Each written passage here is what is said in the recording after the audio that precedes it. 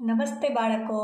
આજે આપણે NMMS પરીક્ષાની તૈયારીમાં વિભાગ 1માં ઉંમર આધારિત પ્રશ્નો જોઈશું. તો ચાલો આપણે શરૂઆત કરીએ. અહીંયા તમને પહેલો પ્રશ્ન આપેલો છે, જુઓ. અજય કરતાં વિજય 15 વર્ષ મોટો છે. અજય કરતાં વિજય કેટલા વર્ષ? 15 વર્ષ મોટો છે. જો બંનેની ઉંમરનો સરવાળો 45 વર્ષ હોય તો અજયની ઉંમર કેટલી? કોણ મોટું છે? વિજય. કોના કરતાં? અજય કરતાં. તો આપણે ચાલો અજયની ઉંમર ધારી લઈએ. ધારો કે અજયની ઉંમર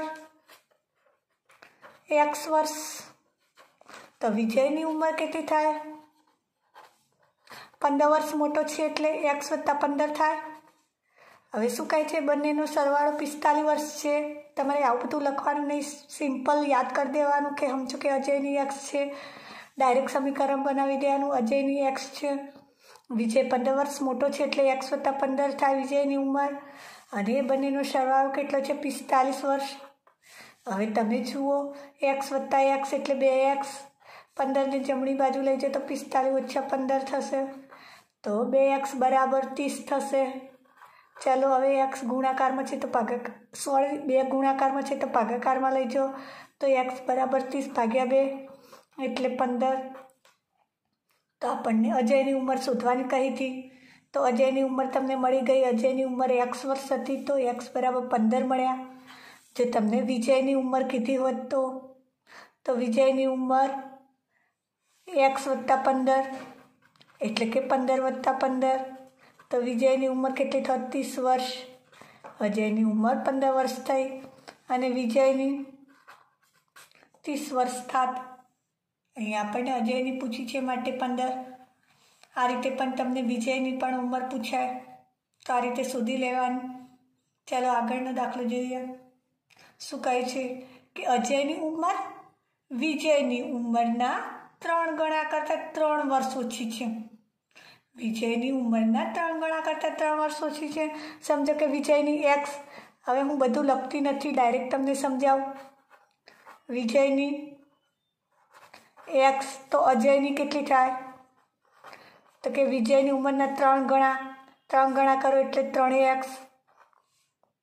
એના કરતાં 3 વર્ષ ઓછી, ઓછા 3. આ કોની ઉંમર થશે? અજયની.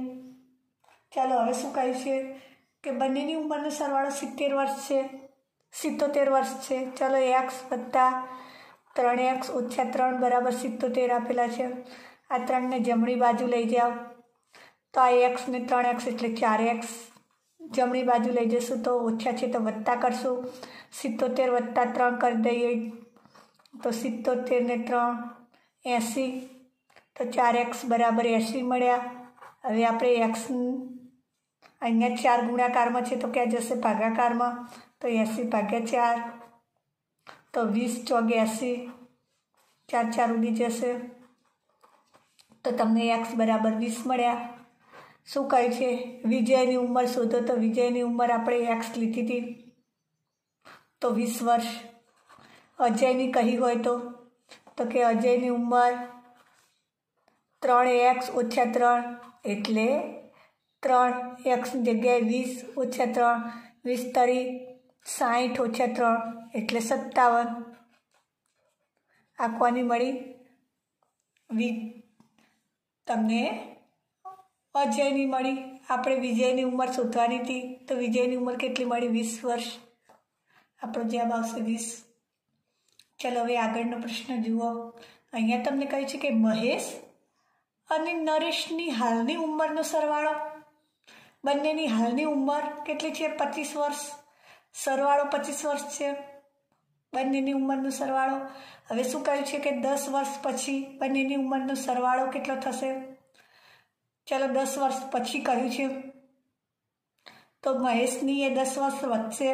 સમજો કે હાલ 15 વર્ષ હોય તો 10 વર્ષ પછી 25 વર્ષ થાય, અને નરેશની હાલ 5 વર્ષ છે તો 10 વર્ષ પછી 15 વર્ષ થશે.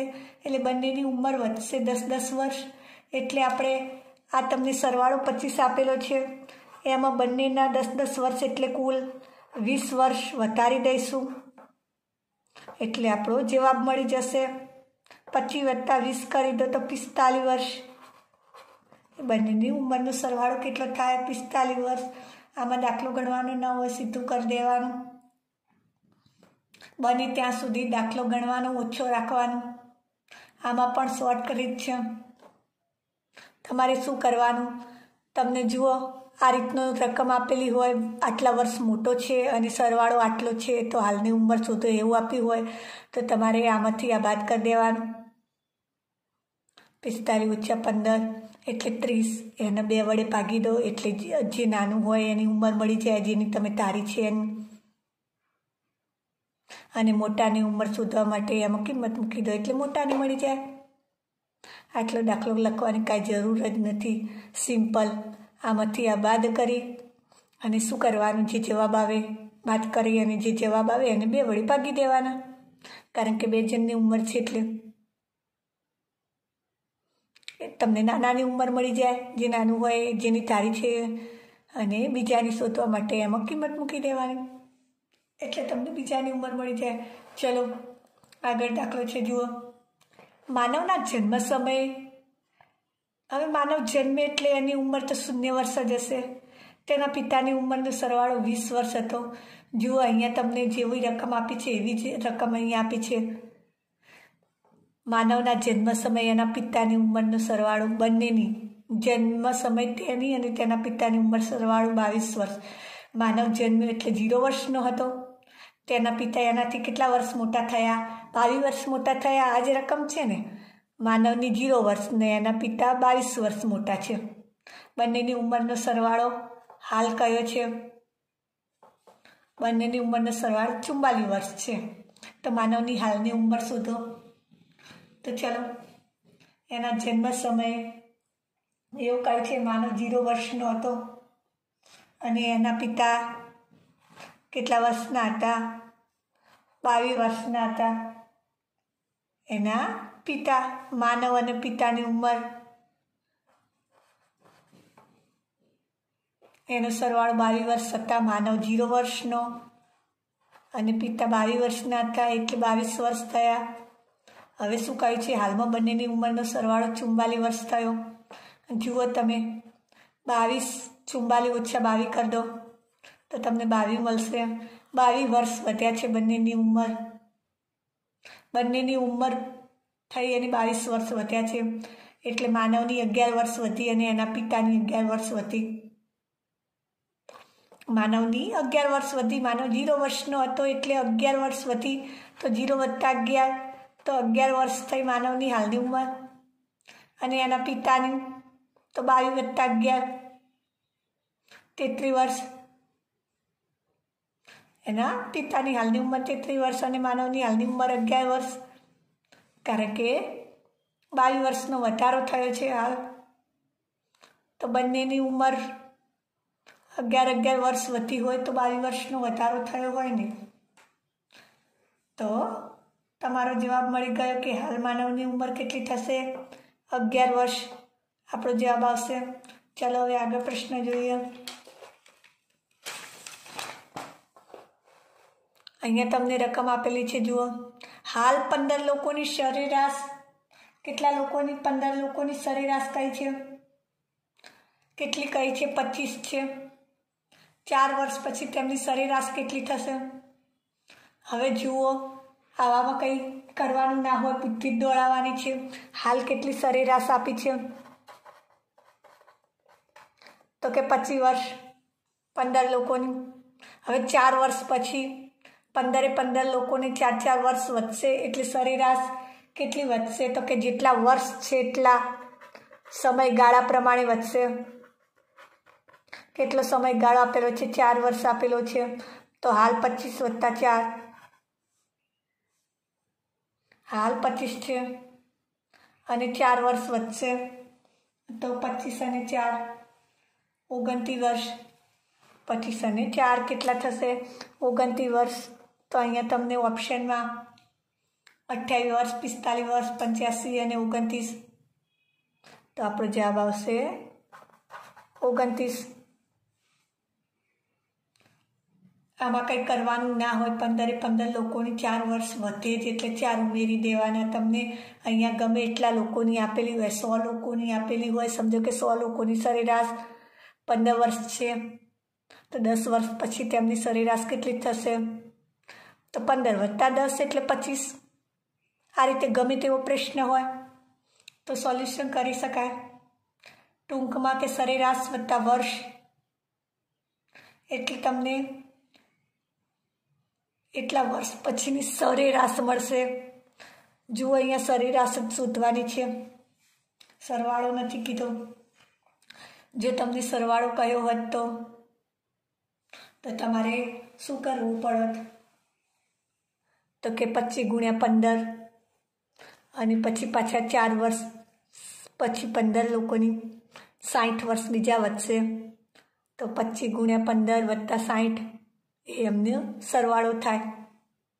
પણ અહીંયા આપણને સરેરાશ જ પૂછી છે, માટે આપણે આ રીતે કરશું. હવે જુઓ આગળનો પ્રશ્ન છે. નયનની 7 વર્ષ પહેલાંની ઉંમર 13 હતી. કેટલા વર્ષ પહેલાંની? 7 વર્ષ પહેલાંની.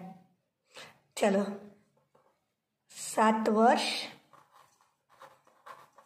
પહેલાં કેટલી હતી? 13 હતી. તો હાલ કેટલી થશે? તો 13 વત્તા 7 કરી દો. 7 વર્ષ પહેલાં આટલી હતી તો હાલ કેટલી થશે? તો કે 13 વત્તા 7 તો 20. હવે શું કહ્યું છે?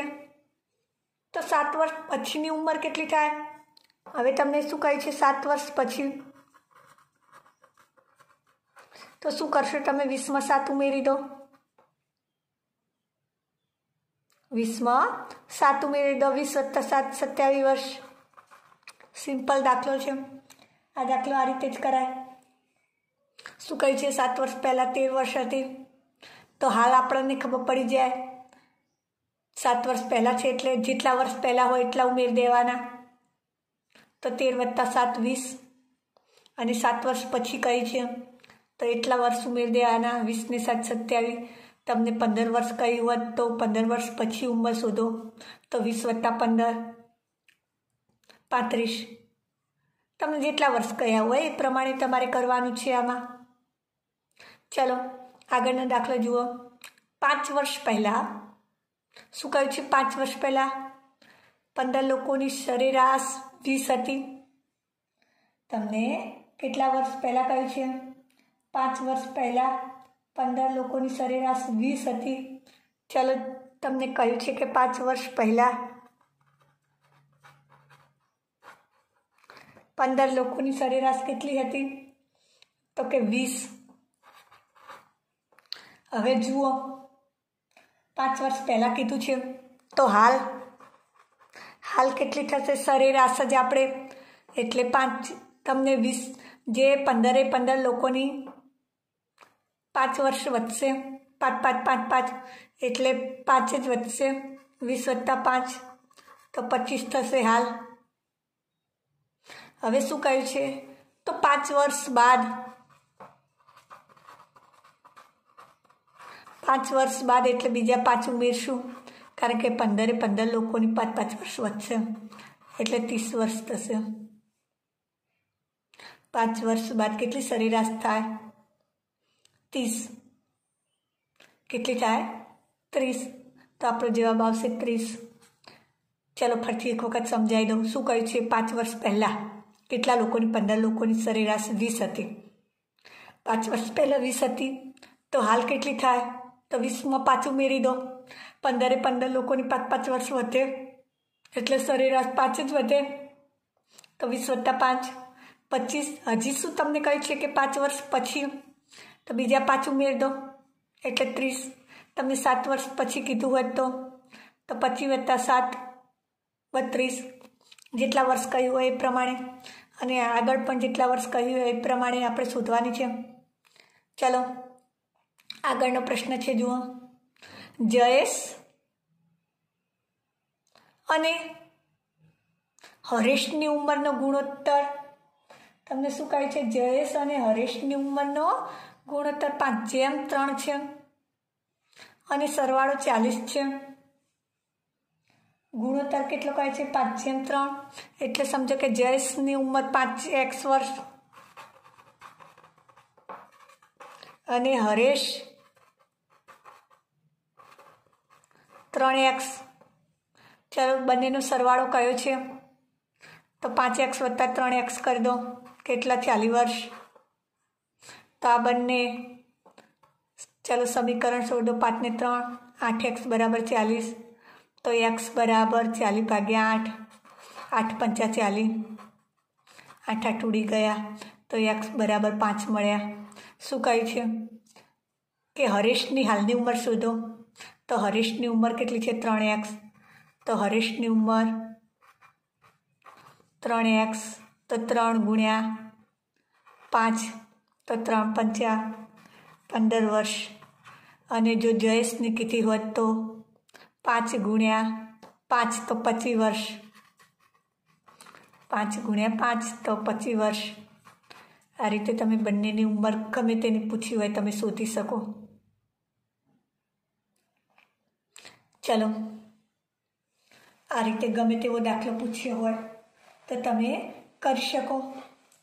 હવે જુઓ અહીંયા તમને શું આપ્યું છે, 3 વ્યક્તિની 3 વર્ષ પહેલાંની ઉંમરનો સરવાળો 21 વર્ષ હતો.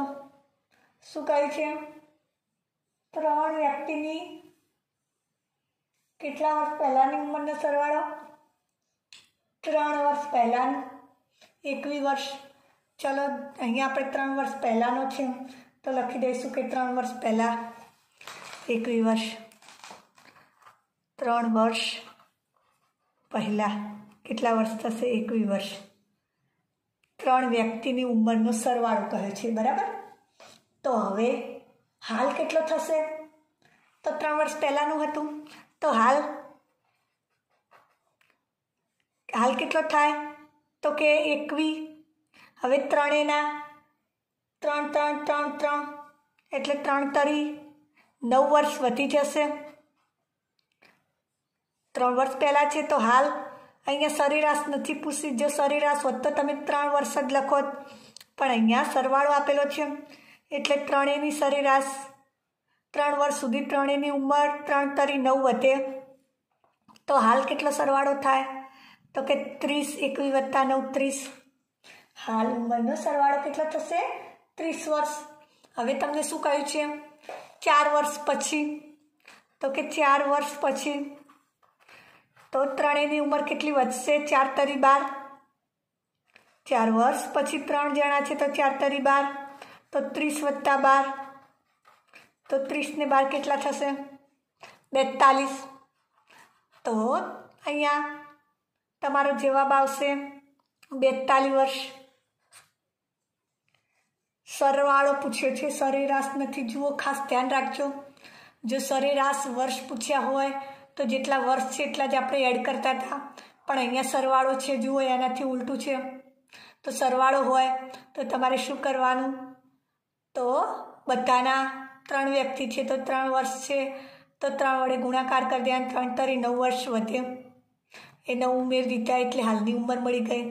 હવે તમને અહીંયા 4 વર્ષ પછીની કીધી છે તો જેટલા વર્ષ હોય અને 3 વ્યક્તિ છે તો 3 વડે ગુણી દેવાના, 4 તરી 12 વર્ષ વધશે. 4 વર્ષ પછી 3 ના 4 4 4 4 વર્ષ વધે એટલે 12 વર્ષ વધે, એટલે આપણે હાલમાં ઉમેરી દઈએ એટલે 4 વર્ષ પછીની ઉંમર મળી જાય. જો તમને 4 વર્ષની જગ્યાએ ગમે તેટલા વર્ષ આપ્યા હોય તો તમે આ પ્રમાણે કરી શકો દાખલો. આ જ રીતે બીજા પ્રશ્નોનું સોલ્યુશન તમે જાતે કરજો આવા. જો તમને આ વિડીયો ગમ્યો હોય તો લાઈક કરજો, તમારા મિત્રો સુધી શેર કરજો, અને જો તમે આ ચેનલ પર નવા હોય તો સબસ્ક્રાઈબ કરવાનું ના ભૂલતા, જેથી કરીને આગળના વિડીયોની જાણ તમને તરત થાય. આની પછીના વિડીયોમાં આપણે સંભાવના વિશે ભણશું, જેમાં આપણે સિક્કાની સંભાવના, 1 સિક્કા, 2 સિક્કા, 3 સિક્કા અને પાસાની સંભાવના જોઈશું.